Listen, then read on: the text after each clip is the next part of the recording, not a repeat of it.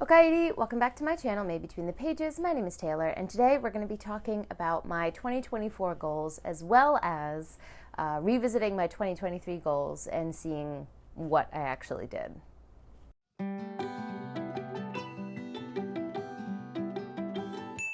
So my mic decided to just stop working after the intro, so we love that for me and you. I tried to fix the audio in post as much as possible, but you'll just have to bear with me for this particular video. I promise to have better quality in the next one. If it looks like I'm in my pajamas, mind your business, all right? It is the time between Christmas and New Year's, and time doesn't matter. The normal laws of physics don't apply. This is what we're working with.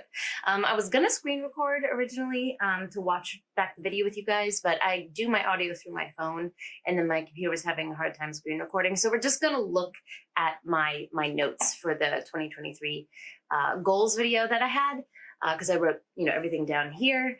I haven't looked at these in a hot minute, which is kind of ironic because how am I supposed to know what I'm working towards if I don't know what the goals are? So we're going to be surprised together how much of these I actually got done. My first goal I have written here is reading old school fantasy.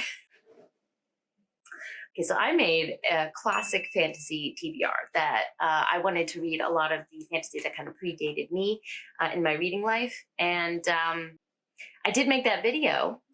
I think I've only read one of the books from that list since I made it, so not doing so hot. I read Guards by Terry Pratchett, so that one I did enjoy, but I'm pretty sure that I didn't get to any of the others on my list. So I think this is going to be a rollover goal because it's still something that I would like to do. I think the next one that I plan to pick up from that list is going to be the Dragon Riders of Pern series. The first one I think is called Dragonflight. That is the next one I'd like to get to from that TBR. I'll have it linked down below, but I did not do well with this goal, even a little bit. Next, we have going back to your TBR or the physical jar, 1 per month. Also did not do so hot with this one. If you guys don't know, I haven't used it in a while. This TBR jar that I have here, it's supposed to have a list of, this is what's left over. So I have a TBR jar up in the corner that I can't reach that has a list, or it has all of my physical books written down on pieces of paper. And then I was supposed to pick one every month. And then if I don't get to it or it's left over, it goes in this little Kodama holder. So if I look in here, let's take a peek and see if I read any of the ones that were left over at least. Let's see. Oh, The Cat Who Saved Books. I did read this one. Oh, that's exciting. I didn't expect to actually be able to take any of these out. You'll hear more about my thoughts on The Cat Who Saved Books when I do wrap up for the last couple months.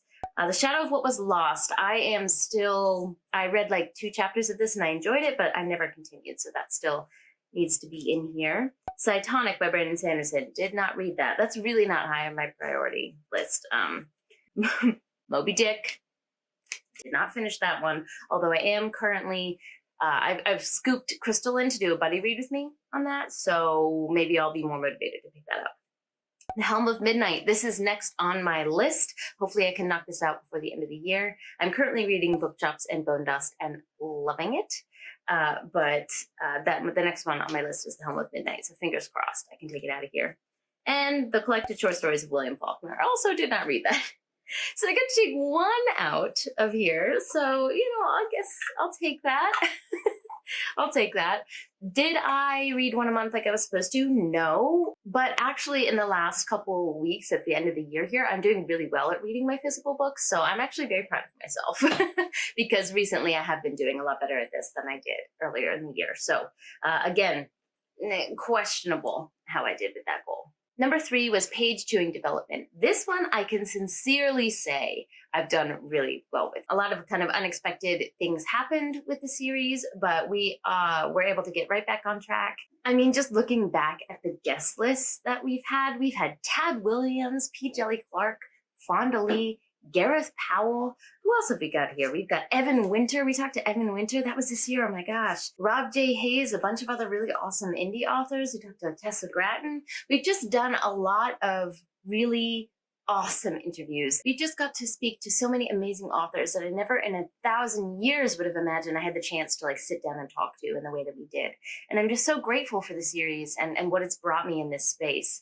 So I definitely think that this goal has been achieved, and just so excited to see what Page Chewing has in store for us going forward. If you haven't watched any of the Page Chewing interviews, we have 2 series. We have the title series and the chapter series. I will have both of those playlists linked down below, but they're always like front and center on my channel if you ever want to check them out.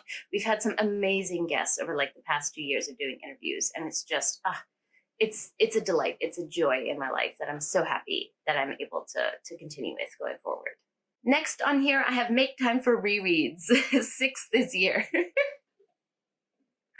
Oh, honey, oh no. The only reread that I did was Jade City. And partially Jade War to prepare for my discussions with Bookborn, Jimmy from the Fantasy Network, and Philip Chase. Those are amazing discussions, but I wanted to make sure that I was, fresh with those stories, because I haven't reread The Green Bone since I read it initially. So I did do one reread, but I did not, I'm not nowhere near the goal of 6 this year. That is something that I do want to kind of change my mindset about, which is the reason I set this goal is I want to do more rereads because I just have this toxic trait of feeling like I could be reading something new and it's like a waste or some bullshit like that. And I know that it's not, but I can't seem to get over this hump. So I would really like to, continue with this noble goal of making time to reread. Maybe I'll do like a reading vlog where I reread favorites. That might inspire me to do some rereads. So I think that's a really good idea. Instead of making like a general goal, I'll do a specific vlog where I reread some of my favorites. I think I've just decided right now that that's how I'm going to do that this year. There's 2 more. The next one was my Goodreads goal was 100 books. Did not get there. I think I've read 55 or 56 as of right now, and I'm looking to finish maybe 2 more books by the end of the year. So if I could get near 60, that would be exciting, but I'm really not upset about not achieving this one because of the year that I've had, becoming a new mom and everything. It's just, I'm going to give myself some kindness here and say around 60 books is pretty awesome. And I'm not going to beat myself up for that. I almost always put my goal at 100 just because it's a nice even number. But I try not to put too much pressure on myself to actually make it to that goal. So I'm not really mad about this one. And the last one where I'm really going to have to do some self-searching here is my must-read books of the year. Okay, let's see how I did. The first one, Moby Dick. Y'all know. I don't even need to say anything at this point. Hopefully that will be done, like I said, because I have Crystal Budding reading it with me, and like that might light a fire under my ass, but this one did not get done. Number 2, Helm of Midnight. Like I said, I planned for this to be the last book of the year for me. That would be so poetic. So I still have hopes that I'm going to get this done because I'm really in the mood for that story. So yeah, I really think I have high hopes to get this done. Number 3, Priory of the Orange Tree. Did not get to that one. I've mentioned this before on my channel where I started this book twice and I don't know why I haven't continued. I liked it. I really did like it. But I don't know, there's something about it that I've stopped reading about a third of the way through both times. So I don't know. It's kind of like Moby Dick. There's like no reason that I put those down. Did not make it to that one this year. That is a chonker though. So that's a lot to take on. Says the girl who reads mostly epic fantasy. Anyway, number 4, The Splinter King. I did read that, the second book in the Godbreaker series. It's behind me. I can't be asked to get it out right now. Even though it's right there. But yes, I did read that and I thoroughly enjoyed myself. The third one, Godbreaker, came out and I have not read that yet, but it's not written here, so you don't need to worry about that. Oh wait, I did write it in parentheses. I didn't even give myself an out there. So I did half of that one. Number 5, Assassin's Quest. Listen, okay? I think I might skip this one and go to the Live Ship series, because the Live Ship series is the one that made me want to read Hob in the first place, because I love when like things have sentience, sentient houses, sentient ships, and I know that that series has sentient ships, and I knew I wanted to read that series. But I think it's type A, where you like to do things orderly in order. So I wanted to read the Farseer trilogy first, and But I have such a love-hate relationship with her. So her books feel like a slog for me, but then after I read them, I appreciate them in retrospect, but that doesn't make them easy to read in the moment. So Assassin's Quest, I've heard from many, many people, is like the sloggiest of the slogs. And I already found Royal Assassin to be a little slow and difficult for me. So I think I might just skip Assassin's Quest.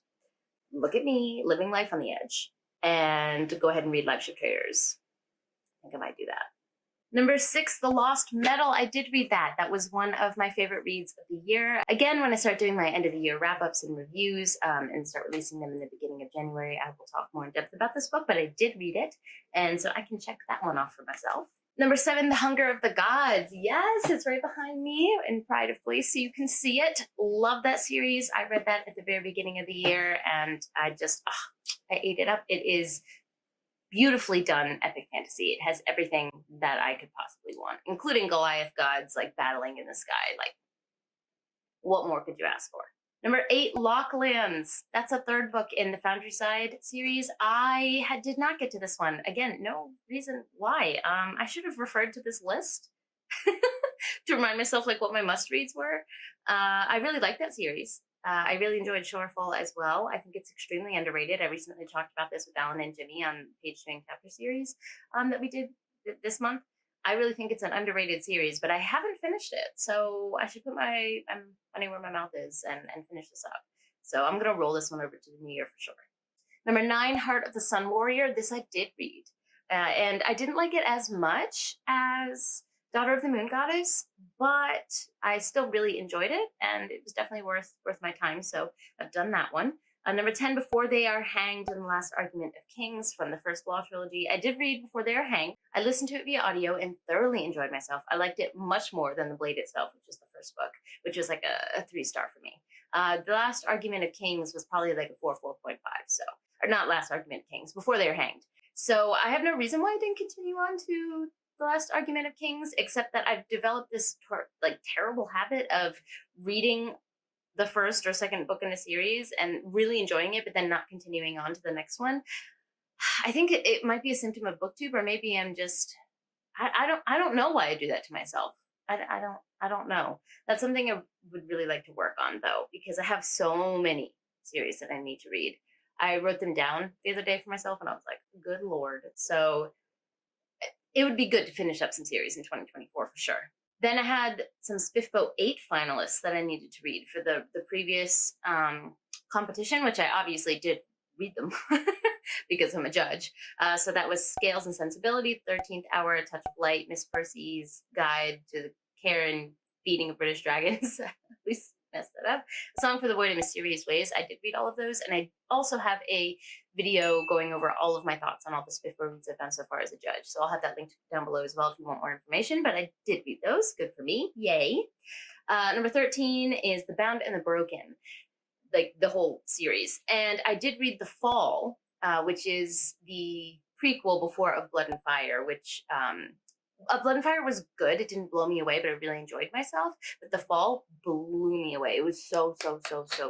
And then I did that dumb thing again where I really enjoyed it, and then I didn't continue with the series. So no, did not succeed in this one, but at least I read one more in the series. The Last of the Atalantians is the second book in PL's series. Here, the Drowned Kingdom Saga. I did read that. I also read the third one, Lord and King, and the fourth one, which isn't out yet. It's called Alliance Pride, but I was able to get an early copy and give him a little blurb. And so I definitely did do that, and plus some. So I'm going to give myself credit for that as well. The Obelisk Gate and the Stone Sky from the Broken Earth trilogy. I did read The Obelisk Gate. It made me cry. Okay, I loved that book. It hit my heart so hard. But I did not continue to The Stone Sky because, like I said a million times, I am in this dumbass habit of not continuing a series. So, but I really like to finish this series. I think it's gonna, hit me hard. There's a lot of themes of like motherhood, parenthood that just right now in my life, they hit close to home. So these are kind of, they're emotional for me to read right now. So, but I would really like to finish this series because Jemison is amazing at what she does. So that one I'm definitely going to roll over as well. Number 17 was Untethered Sky, which is the novella by Fonda Lee. I did read that. I enjoyed it, not as much as some of her other works, but I did have a good time. It was a solid 4 stars. Really interesting take on like animal companions. Then number 18, we had Sapiens: A Graphic History. I read that as well. Yay, look at me. I really enjoyed this one. I read the book originally and thoroughly enjoyed myself, and so my parents got me the first part of the graphic history as a gift, and I had a really good time reading this and then discussing it with my husband because he's also very much into the kind of the birth of humanity and um, biology and the science behind that, and so we had some really fun discussions from this book, so I have really good memories of reading it. Number 19, Dance of Thieves. I did read this one as well, and I enjoyed myself. I think it was a solid 3.54 stars. I love the original trilogy. I can't think of the name right now. I think Taylor put it on the screen. But I really did enjoy this YA trilogy. I blew through it. I remember I binged this, the whole series, because I enjoyed it so much. And so this is like a offshoot series that's in the same world but with different characters. I really did enjoy the writing. It was a lot of fun, but it wasn't like an all-time favorite of mine. And the last one on here is the William Faulkner collected short stories. Didn't make that one. Didn't get there. So out of the 20 major priority books that I had for myself for 2023, I read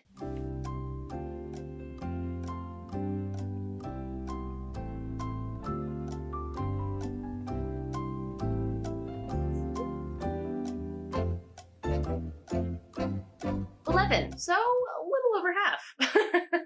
I'll take it. I'll take it. So did I do really well with my 2023 goals? Not so much, but let's just move on to 2024. I have a couple new goals that I wrote down for myself, and I am going to roll over some of these priority books as well. Let's see if I can find my notes. Such a professional booktuber. Here we go. The 2024 goals I have written down are number 1, finish series. Should not be surprised considering everything that I just talked about. So I definitely want to prioritize closing up a lot of these series that I have open. I'm going to make a video soon of the series that I'm not going to finish, but if it's not on that list and it's an open series for me, I definitely plan to finish it in 2024. I'll find a way to make content interesting for you guys about that because I know it's hard if you haven't read the first in a series, and I'm reading mostly sequels, so I'm going to think about how to make that interesting. Or maybe you'll just see more discussion videos from me, to have something to talk about while I'm finishing up some series. I'm not sure, but this is definitely a goal for me because I can't be having all of these open ends. It's driving me crazy. Number 2 is to continue my classic fantasy TBR because I failed miserably at it, so we're rolling that on over. Number 3, grow page doing.